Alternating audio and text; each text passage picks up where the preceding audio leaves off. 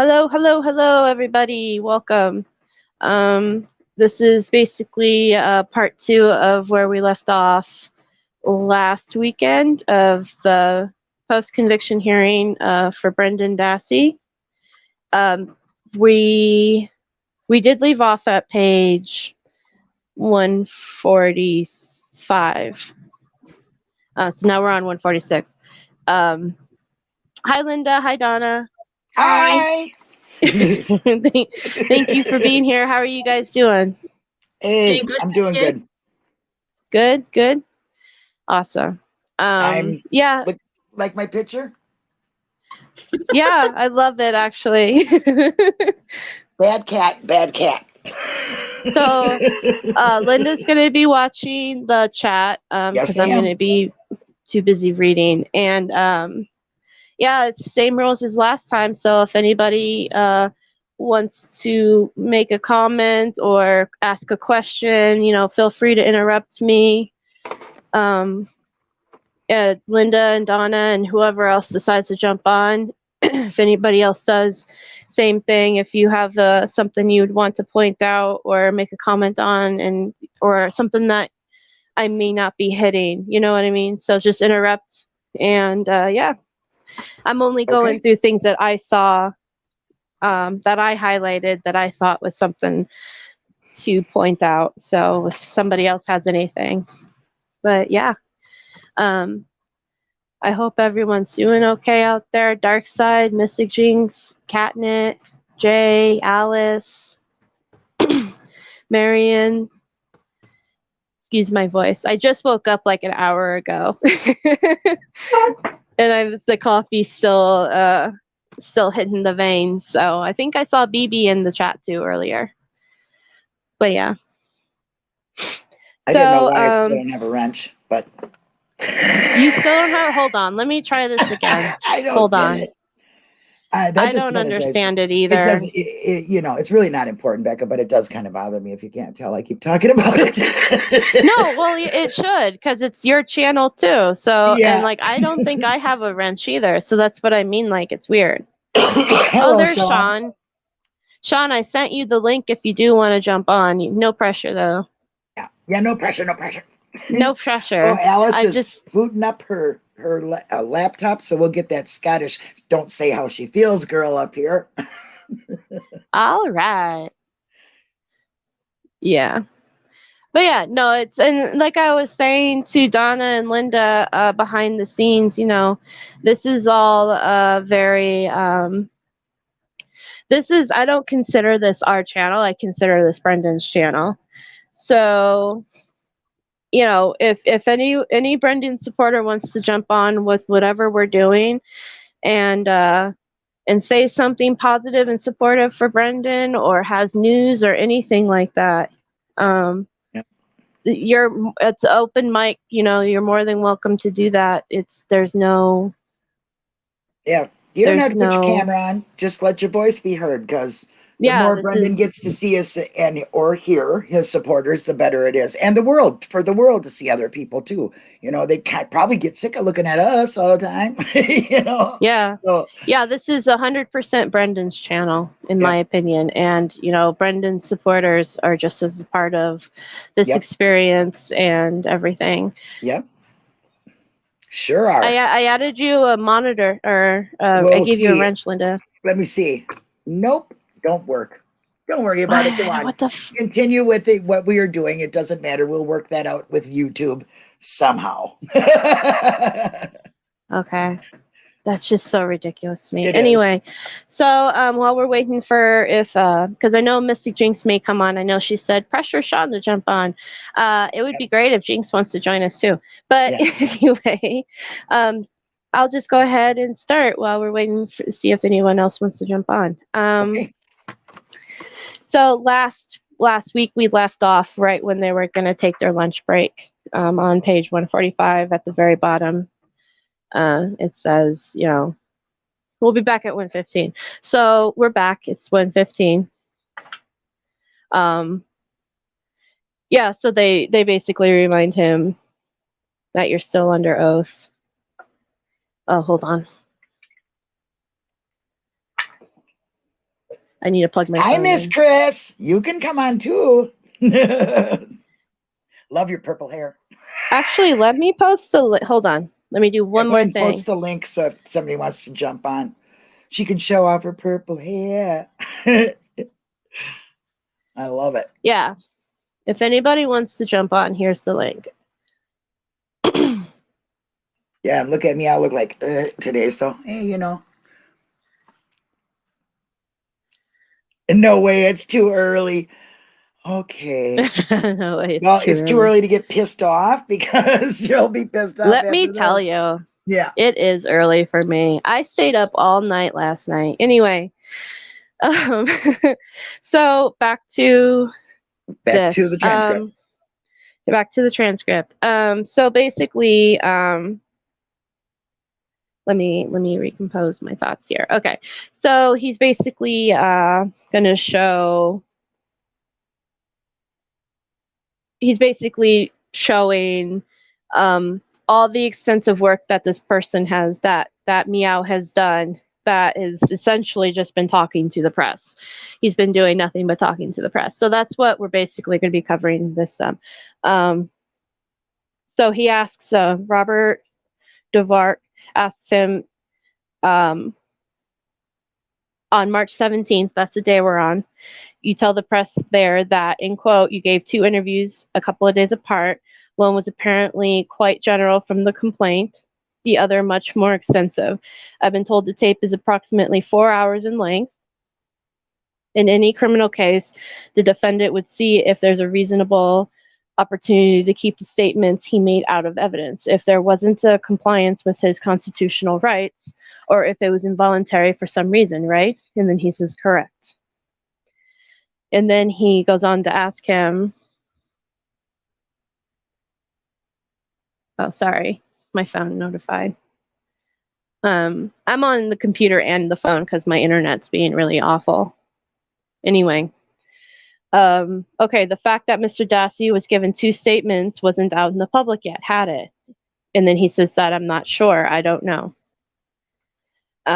So that's something to keep in mind, is that they were only aware of the 1 statement in the public eye. So if anybody was saying anything about anything with the case, it was coming from Meow. But yeah, I'm not sure where I got it. It was pretty sure it's from the public, certainly not from Mr. Dassey. It wasn't from the public, and it certainly wasn't from Brendan, because why would Brendan think to, because he's a 16-year-old kid, you know? It didn't really say that he confessed twice. It said that there were 2 statements. That would certainly, I guess, explain the process. So somehow the press got a hold of, somehow the press found out through Meow that there were 2 confessions when that wasn't the case at all. So that's basically what they're trying to say. So then they move on to March 19th. Again, they're trying to show exactly, basically he's just talking to the press. There's a phone conference. You note a phone conference with Brendan Dassey. Was that Brendan, or B. Dassey, was that Brendan or Barb? And he said it was most likely Barb. Okay, so at this point, you talked to Brendan once for about an hour, correct? And if I remember correctly, that was on the 17th. So again, Meow talked to Brendan for about an hour since the 7th, I believe. And now it's the 19th. So he still has not communicated much with his client. He's still communicating, quote unquote, through the press. But yeah, he just wants to show that still on the 19th, you haven't talked to Brendan except for more than an hour. You talked to his mom, maybe. He doesn't even remember. Yeah, he hasn't even had time to even watch his interview. Okay. Yeah, that's the other thing. March 20th. Now we're on March 20th. he asked him, do you remember talking to John Lee from the Post Crescent? And this is a statement, or the answer. Do you remember what you talked to him about? I wanted to make sure they got the facts straight. I understand that the law was what we were dealing with, so there was no misinformation to the public, which could cause difficulties in dealing with Brendan's family. Again, with Brendan's family, not so much the client, Brendan, it's Brendan's family, as well as I just think it's a professional obligation to at least help the public understand the process of how the criminal case worked. So again, he's communicating to Brendan's family through the press, not even to Brendan himself. I have to say, it's important for the public to understand how the process is. I don't think he understands what the process is, because he hasn't even spent any time with his defendant, or with Brendan, let alone to find any facts. He's more concerned about his face on the news, being the big man, instead of taking care of it the way a lawyer should, which is to not talk to the press, especially when you're dealing with a young child, which he was. I just don't get it. I think Meow has got a lot of nerve saying any of this stuff. Yeah. Well, that's the one thing that I think that they're trying to really nail in this first part of this, is that where were you trying to explain any of this to Brendan? And then two, if you are trying to explain it to Brendan's family, the reality of the situation that he felt was the reality of the situation, shouldn't you be on the phone with Barb and Pete? Yeah. The kids' parents? Shouldn't you be having meetings with the kids' parents? Shouldn't you be? And this is, I guess, in a perfect world, if I was a lawyer, I would want to set up a meeting with both Brendan, my client, and his parents there in the same room. Mm-hmm.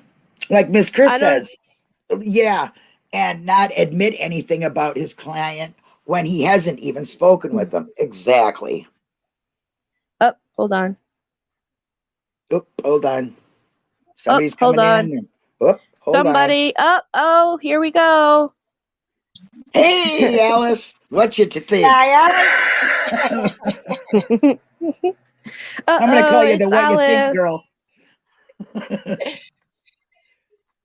Hey, everybody. Hi, Alice. Hello, Alice. Welcome. Thank you. Did you have anything you'd like to say about what we were talking about just now? I completely agree with you. There should have been somebody in that room with Brendan. Yeah. He's definitely one of his parents. Yeah, definitely. Absolutely.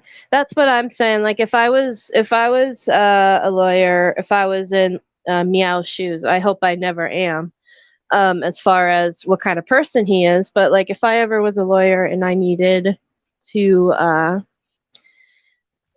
basically try to figure out what the heck is going on with this case, and if I needed to try to make anybody understand anything, my first priority would be Brendan and his family, and it would not be through the news, it would not be through the media, it would be one-on-one, me, my client, his parents, sitting in a room talking about it until they got it right.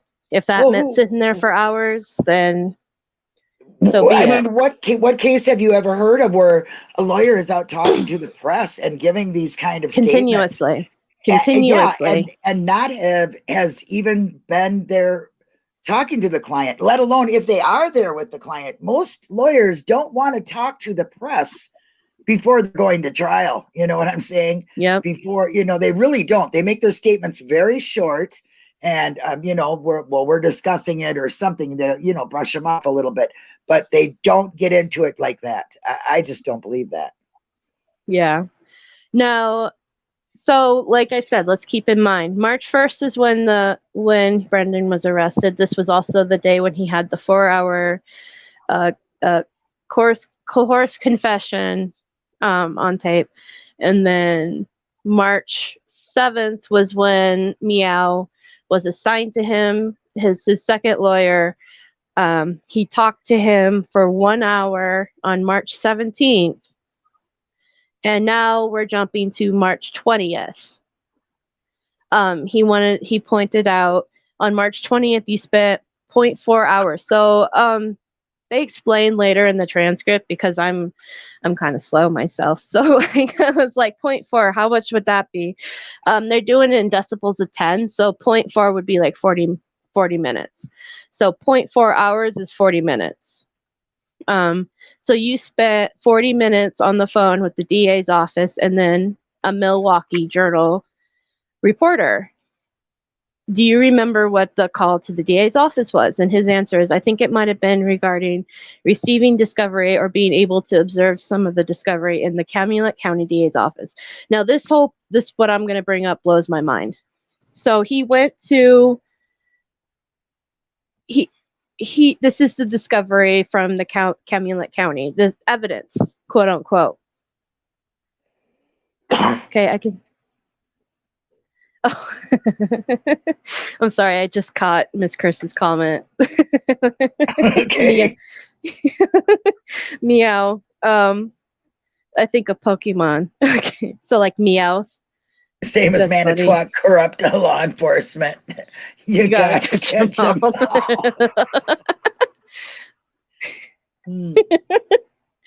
Oh my gosh, that made my morning. Okay. Yeah, so has he gotten discovery yet? He answers that I'm not sure. So like, that's cool. Okay, so you hadn't, and then he like, or the tapes as far as you know. He hadn't seen the tapes yet. I don't even think he's gotten the tapes. Oh, 20 minutes. Sean says it's 20 minutes. Okay. Either way. About 4 hours and 20 minutes, and he spent an hour with him, and the rest of the time all with the press, all these days. Okay. So he hasn't seen the evidence yet, quote unquote, the evidence. He hasn't seen the tapes. He still has not seen the tapes. It is March 20th. He has not. I don't know if it's because, and I'll give him some slack on this. Like, I'll seriously like give him some slack on this. It may be that phone call with the Calumet County DA's office that might have been him trying to collect the tapes. So we'll give him that. Maybe. I wouldn't give him anything. He's got days before that. No, you're giving him far too much credit. You're giving him far too much credit. The first thing to do as a friggin' lawyer is you get all the evidence that you can for the family, for in the boot, for any lawyers that came before you. Christ's sake, even Jerry Butin pulled him aside and said, his first lawyer, didn't he do this certain thing at the beginning? You need to mention something about it, and he's still never done it. So you're giving him way too much credit. That's true. He should have done things for the start, and he didn't. The guy's a fucking numpty. That's true. Yep. You're right. Yeah, you know what? Right. You're right. I take that back, Alice. I do not give him. He deserves not a cat scratch of credit. Let me tell you. But yeah. So then we come down to here. He says there was a phone conference with Dean Strang. Do you remember what that was about? That's in his log of hours and stuff. And his answers, I think it was sort of an icebreaker sort of conference to tell us where they were at. I guess he was trying probably to figure out where my head was on the case. I think most of my response to him was that I was non-committal, that I'd have to see the discovery, talk it over with Brendan, etc. Right? Like he was going to do that. But that there was nothing intimate in the terms of anything dealing with his client in particular.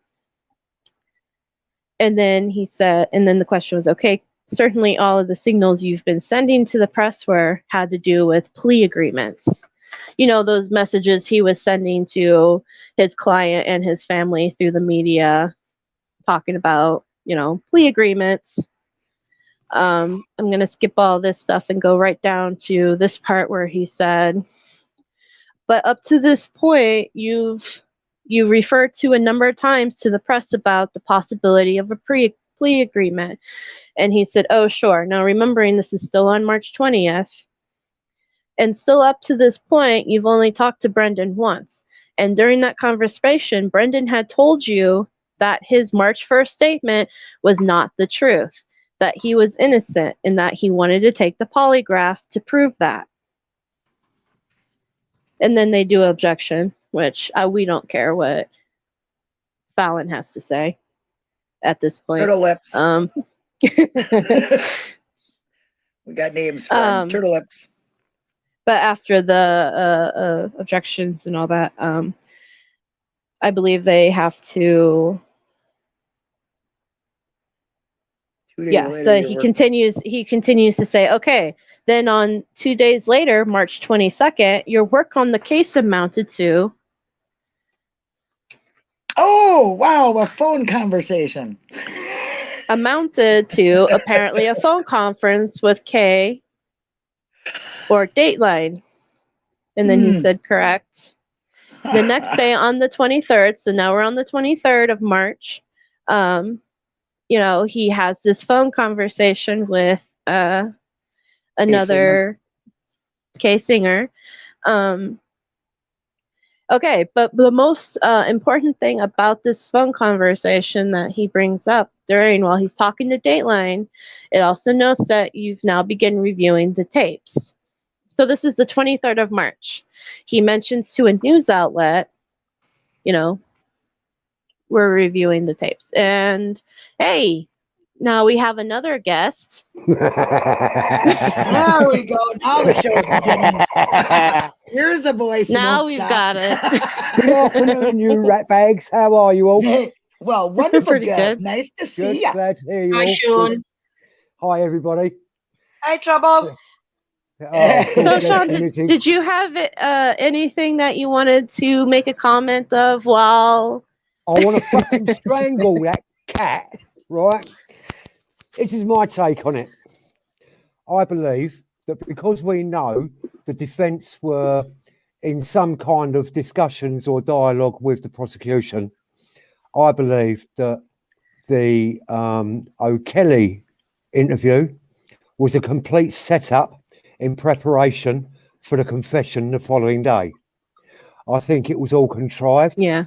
I think that they are right. I think that they knew that Kachinsky had his National Guard obligations or whatever that he had to stick with. Okay.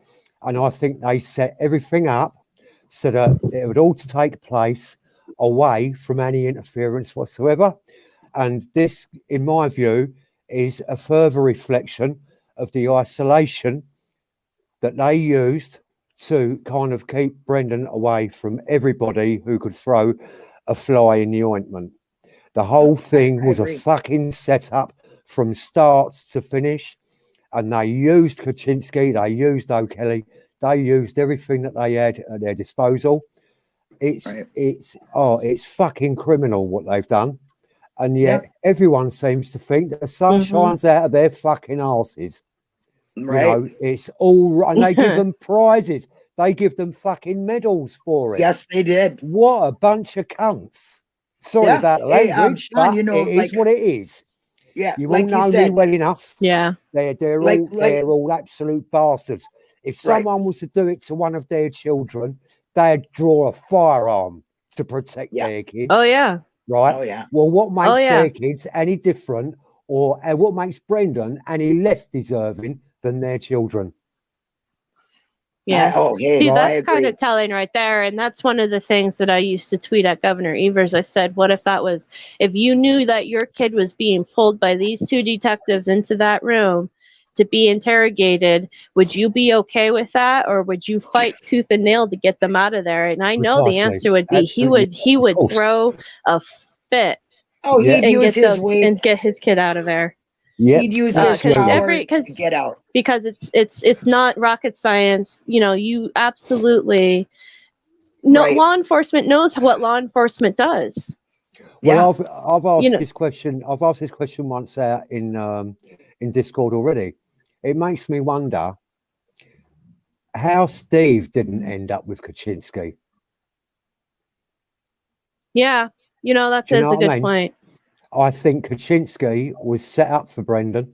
I think he was selected deliberately because of his incompetence. And I believe that he was used because they knew he was as meek as a mouse and would not stand up and fight. That he would do what they say. Yeah. Paul Ward says the same thing. He doesn't have to do as they say. All he has to do is not do his job. Right. And that would have been plenty. That's all they needed to be able to screw Brendan over the way they did. That's all they needed. And, and by the way, I just want to... Everyone buys into that bullshit and they've swallowed it like it's some kind of a la carte French fucking cuisine. It's bullshit. If you think about it, Sean, if you think about it, it was a win-win for all of them, because O'Kelly had then went on to say that he was involved in the Brendan Dassey case and has then gone on to try and make himself out to be cell phone Mike and all the rest of it, and that he's some fantastic investigator. Well, and he isn't actually an investigator. He's nothing. So, he's not an expert. So all of them, he is not an expert in anything. And I think what he did was he's used that situation, and he's used the Teresa Holback case, and he's capitalised on that. He's tried to use that as if to say, I was instrumental in catching the killers of Teresa Holback. Aren't I a good guy?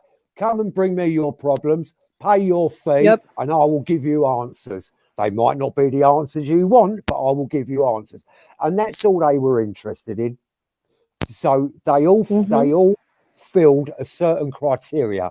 They would all do certain tasks, and it's all a setup over a few days. So he gets rejected in court, then he has the O'Kelly interview, and then he has the confession interview. What a load of bollocks. What an utter load of bollocks, right? Now, even a layman who's never had any interaction with the police whatsoever in their lives can see what an absolute fuck up of a setup this is. That would be me. They've set him up, they've set everyone, and they've not even been clever about it. They just don't care, because they know that outside of Wisconsin, no one's going to give a fuck. Yeah. And if it wasn't been for making a murder, none of us would be even knowing about it. Most of us wouldn't even know about it. Not right. at all. Miss Chris says, "What are you saying, Sean? There was an agenda. They didn't care. What? No shit of justice and disgusting justice for it should have been the goal at the time. Right? I would never suggest that cops would act improperly. Watch out for your screen, Sean. You don't want that nose to hit there. I love it when you get passionate about it, because you just say what we all think. I swear to God, I don't care. I'll call it. Look, I've been in prison enough times to know when a dirty cop when I see it, and Manitowoc are full of it. Well, it's like I was talking. Right, like I was talking to Donna behind the scenes. I don't think all law enforcement is bad. I just think it took a couple bad apples or one bad apple to make everybody look bad, and this is really bad. This is bad. And what's more is that they didn't even have to try too hard. They look bad naturally. They're skilled at looking bad because they are skilled at being bad. Right. That's why they look bad, because they couldn't do anything right if their fucking lives depended on it. Right. Well, how could they get Brendan to have that, meeting with the, Wiegert and Fassy when he was going to be gone, and then still use that? There you are. Because they set that phone call up. They made sure he was going to call his mom and say, well, Mom, I might be lying. That was just that is something that had to be planned to be able to use that, as far as I'm concerned. No, just that, Linda. With Brendan's language difficulty and everything like that, and picking things up, his thinking. This is, I'm saying this. This is my opinion on how I think Brendan looked at that situation, because he can't understand the words and everything like that. He was going on the tone of their voice. You know what I mean? It would have been like with Barb. If Barb gave him into trouble for something, there would be a certain tone in her voice that he would know, oh, wait a minute, I've just pissed my mouth off. Right. You know what I mean? That's true. So he would pick up on the tones. So when they're turning around and saying to him, no, Brendan, that's not right. Can you tell me? And then when he said something that they liked, they're like, oh, well, why did you not tell us that, Brendan? And then that's when the Wayne's like, oh, because I couldn't think yet. But how could you not think yet? Because I guessed like I do with my homework. Jesus fucking Christ. You know what I mean? You trying to tell me they didn't pick up on that? Aye, they fucking picked up on that, and they knew that they could manipulate that, Wayne. And it is fucking out of order. Yes, they used his relationship with his mother, which is very close, and he doesn't want to disappoint his mother, against him. Exactly. So when they're turning around saying to him, oh, we think it's better coming for you, Brendan, than coming for us, that Wayne's thinking, oh no, I'm going to get in trouble with my mum because I haven't told her this. So the first thing that Wayne's going to do when he goes back to the fucking cell is he's going to pick up that phone and he's going to say, Mum, I need to tell you something. And they knew that, and they knew that that was the only way, because he wasn't in a room with officers, so that it can't be coerced and everything like that, because he's telling it himself. Bullshit. He only fucking made that phone call because they turned around and they said to him, if you don't tell your relationship, we are going to tell your mum. That was That's how that Wayne made that fucking phone call, because he was listening to the tone of their voice and everything like that. The way he would pick it up with his mum, if his mum was pissed off at him, he would pick up on the tone and be like, oh, wait a minute, I'm pissed off with my mum, I better go and say sorry, or whatever. You know what I mean? So that Wayne was going on the tone of their voice, and with them turning around and saying to him, oh, you better tell your mum before we tell your mum. That was the first thing that fucking Wayne done, and they held it against him, which is bang out of fucking order. Well, here's something for everyone to think about. If they felt for a moment that Barbara would have had an ounce of influence over getting Brendan to talk, they would have had her in the interview, wouldn't they? So why are they using Barbara to threaten Brendan? Yeah? Well, if you want to tell my mum, go and get her, bring her here, and then we'll fucking talk, yeah? What a bunch of cunts. Yeah. Aye. No, they knew Brendan's relationship with his mother was very close. I mean, it wasn't hard to figure out, and they used it. They used Brendan's disabilities against him, and the love for his mother and not wanting to disappoint his mother to sink him. And that's just so low. And no telling Barb where he was or anything like that when he got fucking sent for that school and everything like that, or when she was at the court and she was trying to find out where that Wayne was. No letting her into that room is because they knew with the situation with her and fucking Brendan that Wayne wouldn't say half the shit that he was saying if his fucking mother was sitting there. That's right. They've done the same thing with Brendan as they've done with Stephen. Do you remember Pagel saying that he didn't know where Stephen was? Now, why did they? That was illegal. Yes, it is. They've prevented Stephen from accessing his legal counsel. Yeah, that is illegal. Mm-hmm. And yes, it is. And they didn't do it. They did it in '85 too. Yeah, they did it in '85. Pagel standing in front of the camera saying, well, I don't know where he is. Well, I do know where he is, but I'm not telling you. Well, what kind of bullshit is that? You know, his lawyer is entitled to have known where he was at all times, and yet his lawyer wasn't even considered. You know, they didn't want Stephen's lawyer anywhere near him. You know, it's like Captain Horatio McGilligan Crunch has something to say. You know who that is? That's Paul. Yeah, it's Paul. So, yeah. He says, hi, everybody. Does anyone else think that Sean Mulroney, a.k.a. Wizard, sounds just like the late, great Iron Dury? Casey is going to hit MTSO with their own rhythm stick. I agree. Can I just ask, did you have to ask the missus before you wrote that? I don't know who Iron Dunny is or Dury, but must be Dury. Hit me with your rhythm stick. Hit me. No. Okay. Yeah. Okay. He's a punk I'm not good at London. the music, knowing that I don't remember that kind of stuff. So my brain's too full of other things. Yeah, Ian Dury. Sadly, yes.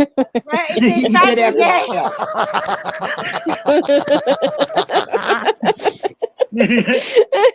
And there you have it. The final word from Paul. Have to ask him. It's his first productions. I come up with all the best names for these production companies, don't I? Yep. Hey? Well, wait a minute. I named mine, I think. Right? Yeah, you did. Yes, you did. And that came out of nowhere. So anyway, thanks. Back to Becca. I'm sorry, Becca. No, I was enjoying your guys' conversations. I thought it was. I mean, we were talking about, up until, Mr. Crunch, who's from France. Who's from France? Yes. France. Yes, it's not. It's France and Minnesota, because they made cereal here, and So anyway. So just scrolling down the rest of the thing. Where was I? The 23rd, March 23rd, when he's talking to the Dateline. Yeah. I just want to bring up March 23rd. That's when this is the first time that you've reviewed of the tapes, and he says correct. Wow. So it's March 23rd. Wow. And he got put on the case when? March 7th. Wow. That's a so great March 23rd, he finally gets the tapes. Now, they kind of discuss what kind of format the tapes were in, and then they also discuss what interviews were on the tape. So he brings up February 27th interview, which he says, yeah, I believe that was only audio, which I believe he's correct. March 20. Let's forget Fox Hills. They didn't have that taped, Yeah, I think they actually bring that up, maybe, or maybe not. I'm actually don't remember exactly, but I would love to clear something up. Barb said that Brendan, he did watch the movie when he was in Calumet County, I guess, the juvenile center, and he read the book. What movie? Kiss the Girls. Yes. Yeah. Well, I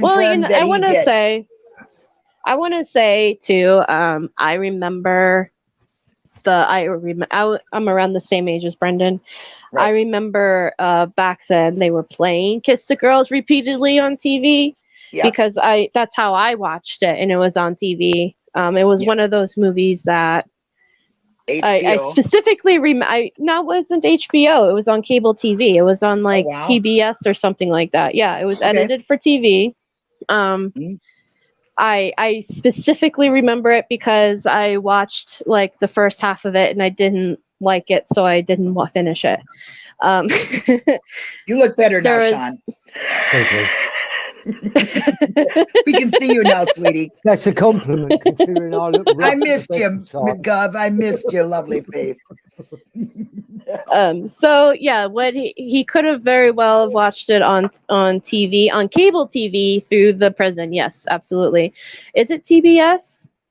I think that was the station that played a lot of those movies. There was a bunch of movies that had oh shoot, what's her name? She's got the famous mother singer, and then her sister's a singer, and Ashley Judd. Right, because Ashley Judd was in that movie. Yeah, Ashley Judd, Morgan Freeman. Yeah. Yep. So they were playing a lot of Morgan Freeman, Ashley Judd movies on the cable. That's it. Yeah. But that was definitely back then. I remember that specifically, and that was around 2005, 2006. So, for what it's worth. Anyway, my memory's weird. I can remember that, but not a lot of things. Anyway, back to this. He did specifically point out on March 24th, he got an email from Ken Kratz. So it's basically about discovery-related things. And the only thing that I found was interested about this topic, and this made my head spin, this whole entire part of this. One of the things that was that Ken Kratz was letting Kachinsky know that he can come over and look at the evidence that they were doing for Stephen Avery's case. So there were So the question was, were there any forensic reports or anything like that? You recall seeing any of that? And he, of course, says, I don't, not at that point. He doesn't remember. Or they didn't have it at that point. Very cold. The fifth item, well, he mentions a box of discovery and invites you to come in. Did you do that? And he says, eventually I did, yes. It was a lot of photographs taken at the scene of the Avery compound. Photographs seized from Stephen Avery's possessions, including pictures of his girlfriend, various stages of dress, and some other things. So he asked him, did you make any copies? Did you make anything like that? And he said, no. Stuff that applied strictly to strictly to Stephen Avery's. I'm sorry, I've got to slip away. My boy's just turned up, and he's, I haven't seen him for a couple of weeks, so I'm going to get away. Oh, cool. I'll try and get back before you leave. If not, I'll catch you guys next time. Yeah. All right. Thank you. No problem, Sean. Thank you. And I'll Bye, Sean. talk to you all later. Okay. Yep. All good. See you later, guys. Bye. Love you, bud. Bye now. Bye. But yeah. Anyway. Yeah, so all the stuff that he reviewed so far is stuff that applies strictly to what, in his opinion, was strictly to what Stephen Avery's case was. Right.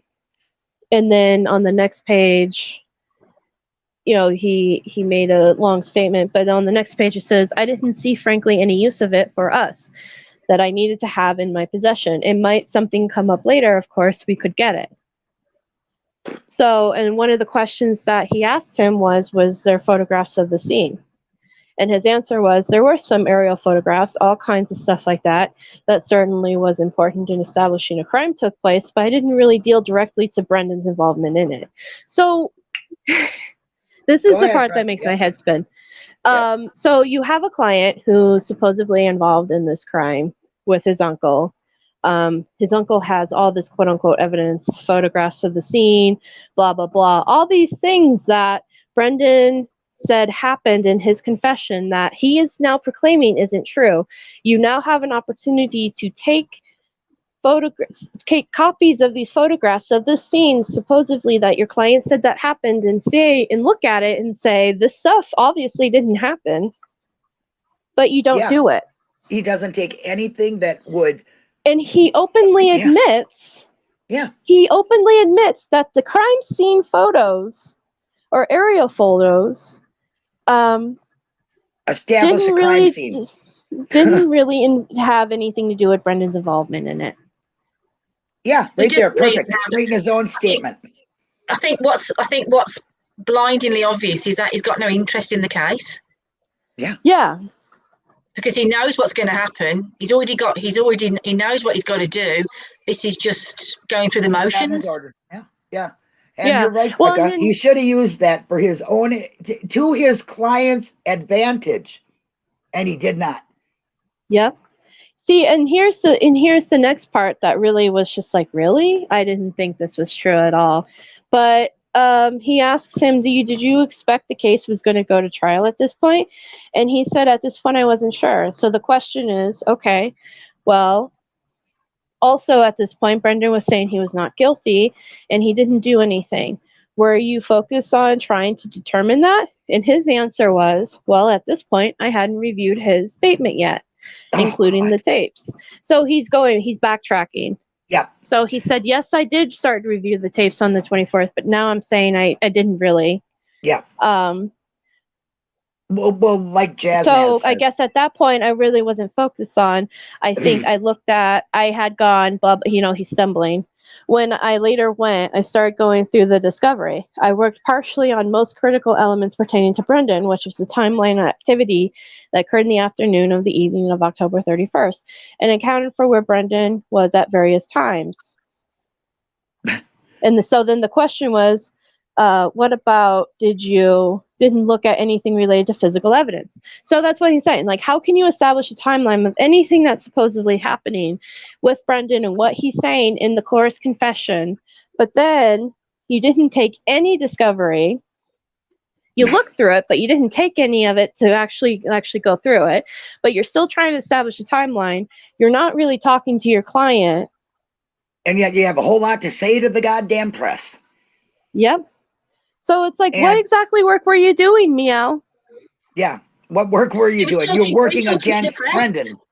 He was busy talking to the press, wasn't he? Yeah. That's what he was doing. I would like to have seen his invoice for those first sort of 20 days because he didn't do any work for Brendan. Well, let me just point out something too. Now that you said that, how to say his name? I'm sorry, Robert Duvak. Yeah. What he's reading from is Meow's invoice of time logged that he spent working. So this is what he was basically billing the county as his work done. So exactly it. He's being paid right now to talk to mostly just the press. Mm-hmm. That's it. So that's his invoice. So that's why they're saying, okay, you spent 20 minutes here, 20 minutes there. So because he's basically writing it all down saying, okay, I've done 20 minutes of work today. You're going to pay me for 20 minutes of work, which was talking to Dateline. They would need to pay me to talk to Nancy Grace. Nasty disgrace. He was paid to talk to Nancy Grace. So that's something that's also pretty telling if you think about it. He is doing what the county wants him to do. He is being paid to basically paint Brendan to be this guilty kid with a guilty uncle. Well, also Jasnaz says you have an eyewitness to the whole event, but yet you're not used as a witness. Yep. Another good point. That is a good point. And that's the other thing is that I don't understand why they didn't. If Brendan's proclaiming your innocence and you're trying to defend him, you should be using everything in that discovery that points away from Brendan because there was no DNA. But that's exactly it. Why wasn't that a talking point saying like, wow, well, there was no DNA. There was no evidence that anything that Brendan said he didn't defend him at all. Yeah. Not at all. JD saying that Meow guy was there for A, confession, closed case, B, fame, C, collect a check for very little work, and D, check Facebook to see how many likes you had. There you go. Absolutely. Yeah. That's exactly it. Don't forget as well, all those television and media and all the stuff he did, he'd already tried Brendan. Yes, he did. That case had already been done by that point. He'd been tried by media. Aye. The case was done when Kratz went on and done that fucking press conference, period, for Brendan and Stephen. Yeah. I agree. It was poison to the world. Definitely, and he knew it, and especially he was saying, and if there's anyone who's under 15, they should leave the room. Fuck off, you pervert. Let's just say, now that we dig into this and we see all of this, you can see the setup. How you can see it, it's very plain and obvious. Yes, it is. It's black and white for everybody to see. So all these ones that come out and say this about the family or that about Brendan or why did they do this or why did they do that, go and fucking read it. It's there in black and white. We all were reduced with just a documentary. We've spent years searching, researching, looking up documents, everything like that. I just want to put that out there because a lot of people say we were all duped by a documentary. No, we weren't. The fact is yes, we watched the documentary, we got curious, and we looked into it further and deeper. And the deeper you go, the worse it gets. So go and have a look for yourself and stay just saying we were all duped by a documentary. Amen, Alice. I'll tell you what, to me, that was just a crack in the window for me to get a little bit of air because I opened it fully when I started digging. Yes. Aye, definitely. So continuing on with this, on the next page, he asks him, he asks him, what about Mr. He tries to say Dassey, but what about Brendan testifying at all? Had you discussed with him about that? And he says, I probably did. I think I probably did. And then for some reason, I skipped all that because I think he was just whatever. But I assumed at some point you're going to make us a plea offer. because the state does that in virtually any case of any type. So he's already assuming that there's just going to be a plea offer and then they're just going to opt for a plea offer. And I feel like that's part of the reason why he knew that the state was going to be doing this. He knew that the state was going to be offering that plea. He knew he was going to be taking the plea, or at least trying to get Brendan to take the plea. So why do any actual work? Right. He knew that was what was going to be going on, I feel like. Well, yeah, to this point, he hasn't done shit but talk to press, be on with Nasty Grace and on the Dateline, and hasn't even bothered to look at the fucking confession or use any of Stephen's discovery to show that his client is innocent. No, he's done nothing. It's a shit show. He done absolutely fuck all for that Wayne at all. He was more interested in the fucking press, and he was more interested in getting emails and things like that for Kratz. And I guarantee you, Kratz and that have said to him, "Oh, it's a done deal, mate. Just go in, put up a wee bit of a fight, and then we'll do the rest. But you'll still get paid for everything." And he's went, "I nae bother, mate," and he's just fucking turned on Brendan. Yeah, exactly. So I think it's disrespectful to Brendan's parents as well that they just assumed that Brendan was just going to. They weren't solicitors. They didn't understand all of the process, so they've just railroaded everybody and just thought Brendan was going to lie down and just take a plea. Yeah. That's really and that must have been many conversations between, you know, Sleazy Kratz and Kachinsky and O'Kelly. I would have loved to have been a fly on the wall to have listened to the deals they'd done. Aye. It was during the documentary and all when Pa Avery was on the phone to Brendan, and he was kind of asking him, "Why did you say that, son?" and everything like that. And he said, "I don't know. It kind of wasn't true," sort of thing. So, and Pa Avery was, "Well, like, don't talk to them then, son. You know what I mean? Just gain some grandpa advice." But Kratz and that twisted it round as that it was Pa trying to tell him, "Don't you fucking dare talk to the police or else." You know? And it was nothing like that at all. It was a grandpa giving his grandson the best advice he could fucking give him because he'd been through it with Stephen, and by saying, "Don't talk to them, don't tell them anything." Right. Yep. Right. Exactly right. Yep. Well, so on page 159, he asked him the question, well, up to this point, that would have happened at your interview on March 10th, right? You hadn't talked to him other than that. Is that fair? And he says, "I think so." Then he asked him, "Did you view this as being good news, the invitation by the state to have Brendan testify against Stephen Avery?" This was his answer that he gave. I was actually concerned because it was awful soon, and I wasn't sure that that's what Brendan wanted to do. I was pretty sure he didn't want to, because he was pretty quiet, non-committal, and everything else about a lot of things. I guess I was concerned about it being so soon that there'd be some real problems with it, because I really hadn't seen Brendan that much. I hadn't reviewed all the discovery yet. I hadn't sent Brendan, I guess, what I ended up doing, reviewing most of the discovery, sending Brendan letters, kind of summarizing what was in it. So yeah, I was concerned this was happening pretty soon, might not be prepared to do it. So isn't that a weird, like, he openly admits, like, this is all going really fast. I haven't done half the work that I was supposed to be doing. So yeah, I was concerned. Well, of course, you're more concerned about the press. I was supposed to be doing. Yeah. Then he asks, and the final thing that Mr. Kratz does is invites you to get information from him from Brendan, right? Yes. So he invites him to basically try to get more info out of what happened through Brendan.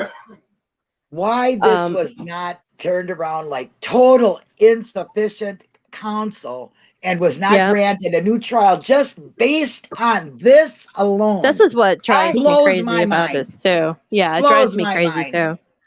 I mean, it blows my mind. This is out there in the public domain, and Brendan's lawyers has probably put all this in his motions and everything like that, and for all the courts and even the fucking on bank to deny that Wayne's freedom is fucking ridiculous. It floats me. I can't wrap my head around this because this is so much evidence saying he didn't have a lawyer. There was nobody there for him. Yeah. No. And sadly, Bob and Pete thought that he was being protected by this man. That he got his interest at heart all the time. They were letting their son be looked after by somebody they thought had got his best interest. Little did they know he was chucking him under the bus. But then when Barb said, get a new lawyer, and Brendan went in front of him saying, I want to get a new lawyer. I think that was Judge Fox too, wasn't it? It was Fox. Yeah. And I think I need a new lawyer. You know, he thinks I'm guilty. Well, boom. I've never heard of you not being able to get a different lawyer ever. And they said, you should, Well, this is the thing is that they expected they expected the 16-year-old kid to speak like an adult in court in front of this adult judge and say an adult reason as to why, and he just couldn't do it. Other than the fact that he doesn't. Yeah, sit next to his lawyer while he's doing it. Where was this? That's the part of the reason why I'm very against charging children as adults, because you expect these kids to do adult situations and try to defend themselves basically, and they can't.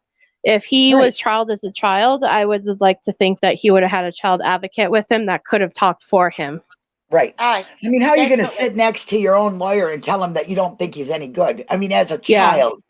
You know what I mean? If you were, that's what I'm saying. Because you don't if there was a child advocate, then the child advocate could have said, "Hey, look, my client feels this way, that way. He's not being defended properly. He needs a new." Rather than poor Brendan, just as a 16-year-old, just saying, "I just don't think this is going well. I just don't I got a gut feeling that he's not doing it." You're taught not to. He thinks he's guilty. That should have been. He thinks I'm guilty. Away. You know what I mean? Wayne understood that part. He understood that he thinks that I'm guilty, but yet he's supposed to be helping me. How is that good? You know what I mean? And the Wayne was brave enough. He had the balls enough to actually turn around and say, he thinks I'm guilty. The judge should have picked up on that right away. And you're right. The judge should have. And not just fucking dismissing it and saying, I don't believe you, because that's what he done. Yeah. Well, and see, because that's what the judge was like. No lawyer would just openly try to throw his own client under the bus. That's ridiculous. You know, like, oh, come on. Well, you know, Brendan, I'm sure was raised with respect your elders. So, you know, so going against what an adult is saying is not good to him. He's taught not to do that. Yeah. So they used all of that. Oh, they used every bit of that innocent kid trying to be respectful. They used it against him and threw him in jail. Exactly, and that takes me back to the point when we got in that turn round and or Liger and Aspender turned round and said to him about phoning his mum before they did. You know what I mean? Yeah. The Wayne's picking up on these kind of things and everything like that, and he picked up on fucking Kachinsky, no being in his corner and wanted something done about it, but yet once again. The people that are supposed to protect him, let him fucking down. Yep. Yeah. So we're starting to get to an hour, and I just want to quickly wrap up with this last 2 pages, and then we can discuss it, and then. Okay, sounds good. Yeah, because basically he asks them about Ken Kratz's email, invites him to to get information from Brendan, and he says yes. And he asks him, you know, were there any signals that you were giving to Ken Kratz to do that? And he says, no, not at that point. Then he points out the things that you were signaling to Brendan's family. Other words, you saying that you're not giving signals to Ken Kratz, but then you're in the news and media giving signals. You're giving secret subliminal messages to Brendan and his family. You know, why wouldn't Ken Kratz pick up on that too? but then he did say, and this is the part, like, again, he did point out not about finding physical evidence. So there were no, like he said, there's no physical evidence. And then he then jumped to, there's been some research warrants around the time of his arrest, searches of his house and other things. I didn't think there was any physical evidence that we'd be able to present if we wanted to. No physical evidence. That's right. Bam. Red flag, red flag. Yeah. And then, so then he's like, okay, so, but this certainly gave you a signal from what the state would have been looking for. And he says, yes, I mean, they're always hopeful to get more evidence. And they were hopeful to get it from Brendan. I guess, more statements, I guess. I don't know what else they could have tried to get. And he said, right. So I guess the state was still trying to search for more statements from Brendan, more admissions of guilt. Yeah. And then I'm going to leave everyone with this last thought, because now we're starting to get into the polygraph. Okay, up until this point, have you given any thought to Brendan's request to take a polygraph test? And he said, I had professionally a negative opinion about polygraphs. I've had truthful clients flunk them and untruthful clients pass them. So then there's another a hold up on the computer that they're typing. So then they have to go down here and then anyway, continue from where you start. Okay. My only question is whether or not you had given any thought to, or if given any thought to complying. Yeah, that's where they left off. Did you do anything with the respect to Brendan's request to take a polygraph test up to this point? And he says, I'm not sure when exact timing was, but I did know Brendan had asked me a second time before I did it. And then at that point, I requested that went out, tried to make the arrangements. And then he said, and you hadn't seen him twice yet. And you've only seen him for about an hour. And he says, correct. March 25th, the next day, you listened to the tapes, right? You listened to the tapes and prepared notes. And then he said, correct. Sorry, I'm reading off of one thing instead of the other. And you listened to tapes 1 and 2 of March 1st, and then he says yes. And then there was an issue with one of the tapes. You couldn't get one of the tapes to work. I think was tape 3. He says that may have been the case, so you sent a letter to Brendan. Oops. And an email to Ken Kratz about that. Ken Kratz says he's going to fix it. Anyway, so basically there was an issue with the tape. Is that when they were cutting parts out or what? Yeah, right. But so yeah, basically I just wanted to leave everyone with that thought that Brendan had requested a polygraph test multiple times, but he's only seen his client for 1 hour. 1 hour still.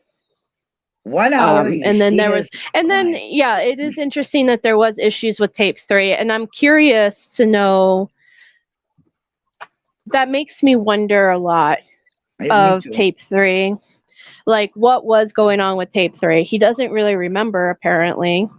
And then he messages Ken Kratz. Yeah. About it. And then Ken.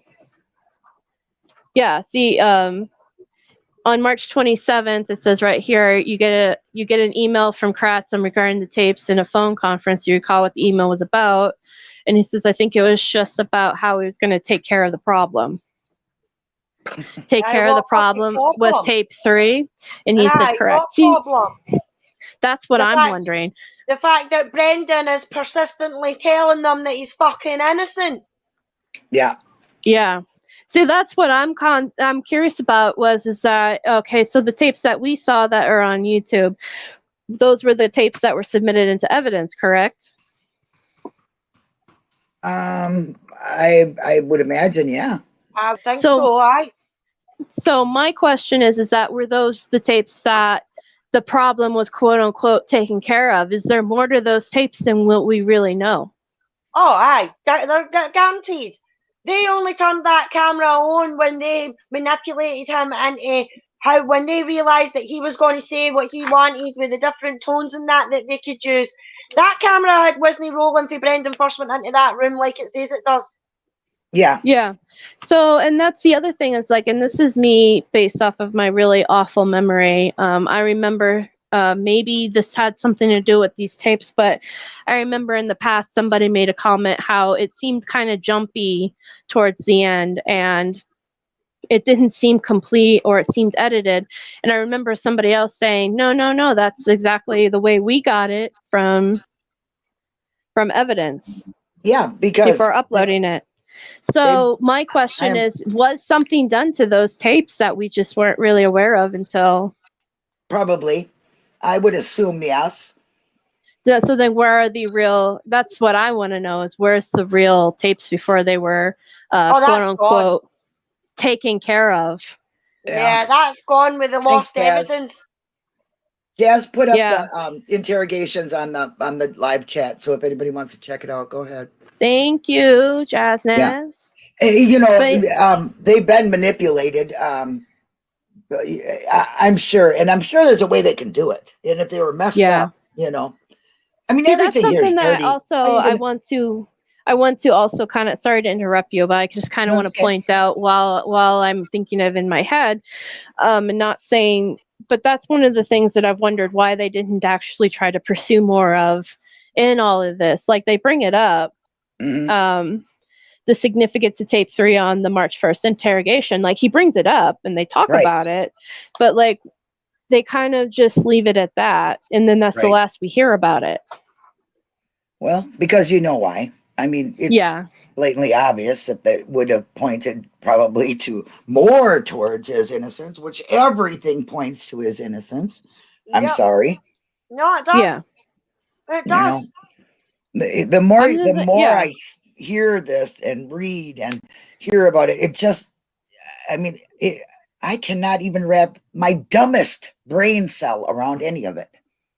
Yeah. You know what I mean? It makes absolutely no sense why anybody, especially a judge, could look at this and say that he doesn't need a new trial when this was going on. I know. I mean that dumbfounds me. It really does. Yeah. That your system, even gone through to the highest courts, all this would have been in motions and everything. And they still denied that when his freedom with no evidence, no nothing apart from a coerced confession. That confession shouldn't have made it anywhere near a court. Never mind anything else. You're right. Like I said, go ahead, Donna. I'm sorry. I think it speaks volumes that a judge listened to all of this and denied, but then Judge Duffin only read the paperwork put before him and overturn the conviction. Right? Yeah. Because Judge Duffin is for truth. He's for truth. That's why. He is a real a justice-seeking judge. Yeah. I like Judge Duffin. He seems like he's got a good head on his shoulders, and he seems like he's one of the few judges involved in this. There's a few judges that were on the 7th Circuit that also seem to really makes my skin crawl. Understand exactly what we're looking at here. 3 of them or something like that, wasn't it? 3 or 4 of them that came in back in Brendan's favour. And one of them did say that what she was reading and everything like that was disgusting. And I think she even tried to argue with one of the other ones that tried to say that his confession wasn't coerced, and she questioned him on it. But what about this bit? And what about that bit? You honestly think that wasn't coerced? Yeah. Well, because there's nothing, physically you can see like him being coerced or bullied or anything. And they were giving him reassurance, according to what some have said, by, we're there for you, Brendan. We will not, that makes them look like they were, just doing their job and they were okay for him. you know, but yet it's okay to lie to them and tell them we know everything. We just need to hear it from you. You know, it's all a bunch of bull hockey.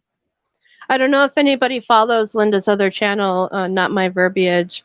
She's made excellent talking points about things that has to do with the justice system and videos and stuff. And one of the things that I very, very much agree with is that police and investigators should be illegal to lie to them. Yeah. Yeah. You're looking for the truth, straight down. but yet you lie. You lie and to get the truth. Makes no sense. And that's what they were doing to Brendan. They were flat out lying to this poor kid.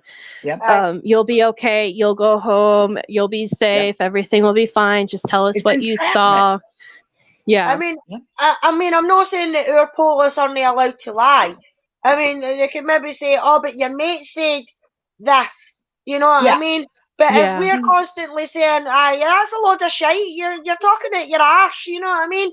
Then they take that and then they try and do something else, but they can't sit there and say things like, "Oh, we know what you did."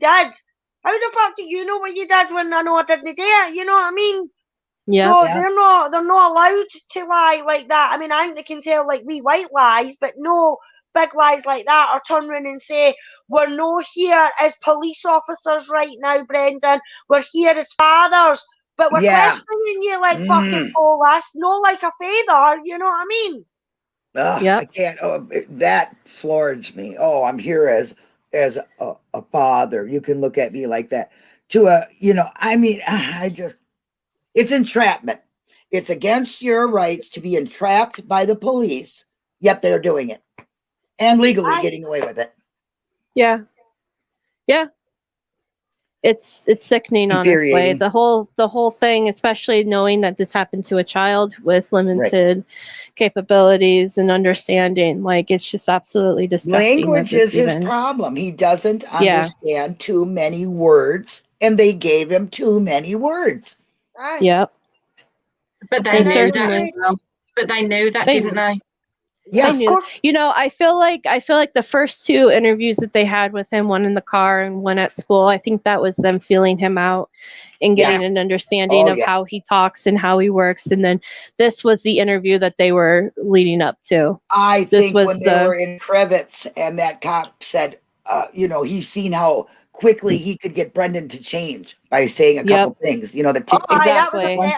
That's when he said, "Oh, wait a minute. Here, you guys go to this kid right here, because he will be easily turned." Because his brother didn't change anything, he said. And Brendan kind of said, "Well, I really wasn't, paying attention, And that right there at that point, that's when I think they knew they had somebody. Oh, I agree with you 1,000%, Linda. 1,000%. That's exactly what that was. They were testing him out to see how malleable he would be.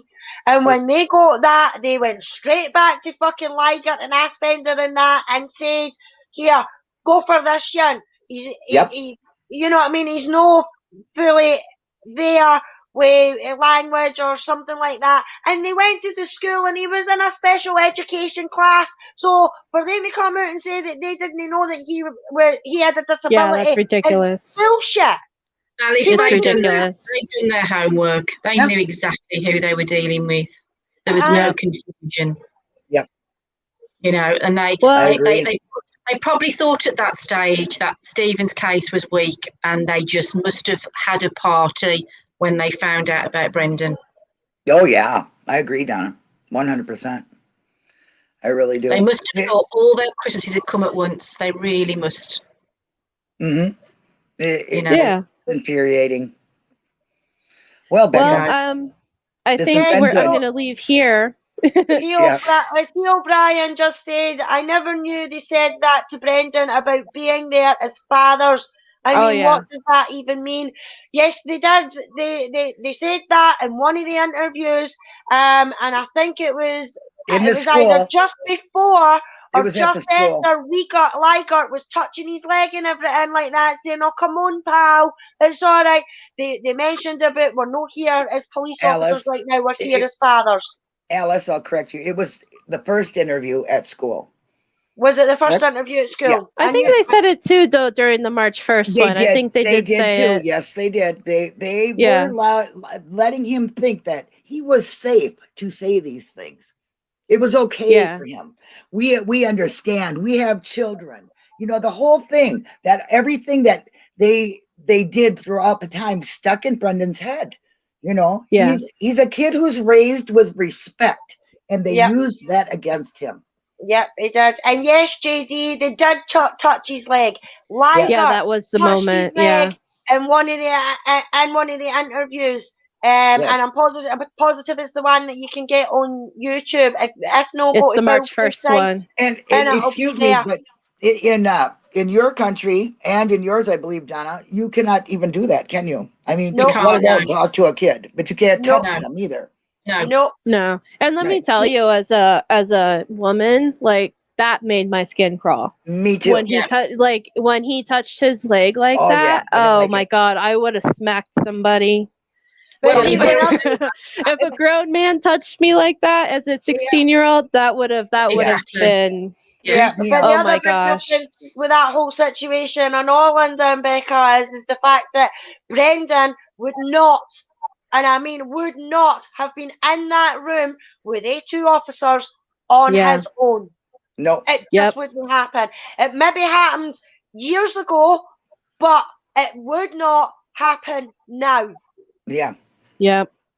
That's we need to adopt a lot of our other countries' laws and their protocols, because I really respect your countries for doing what you do for the children and just for justice, because you really are seeking justice. You're not just trying to get convictions to get promotions. See, and I admire that. Yeah. Yeah. Well, I think we're gonna wrap it up, ladies. I do want to give polygraph. I was just gonna say on the 20th would have been when we had our next one, but I'm actually gonna be out of town. Okay. And I'm gonna be in a place without internet, so I won't be able to do this. But yes, on the 27th is when we're going to I guess re-adjourn. And, that's a good way to put it. Now, I'm on page 165. And next episode we should be getting into a little bit more as terms with when he first met O'Kelly and how he met O'Kelly. And let me tell you something, I'm dreading that. Like, you're all gonna be shocked. You're all gonna be shocked when you hear the details of it's gonna make some of this stuff. But if anybody wants to read ahead to prepare, I left off on page 165. I need no preparation for this asshole. Yes, Jasnaz, you're absolutely right. We do still get some things wrong. And unfortunately, justice isn't perfect. I mean, I'm not trying to say that we are perfect, but when it comes to things like that, we're a lot more perfect than what the fucking USA is. Yeah, I agree. I agree. Well, that would have been in the UK, Alice. That would have been this. If you touched his leg, that could have been assault. Yep. Wow. To me, that's sexual assault in a way. I to be honest with you. Myself. If you don't want that, and if you don't want it. If you don't like it, it causes you alarm, harass, or distress, Yeah. That's it. And I believe it really made Brendan uncomfortable. Yeah. Oh my gosh, yes. Mm-hmm. Oh yes. Well, thank you guys. Man touching you. God. Yeah. I want to thank anybody who joined, everybody in chat. We appreciate it so much. And on the 27th, please join us for the more talk on this disgusting thing that happened to Brendan. Yeah, we're still in the very early stages too. Like it's going to be an ongoing thing, but I love hearing everybody's voice. Thank you so much, Donna and Alice and Sean and everybody. Yes, thank you. Thank you. I'll see everybody later. Bye. Bye.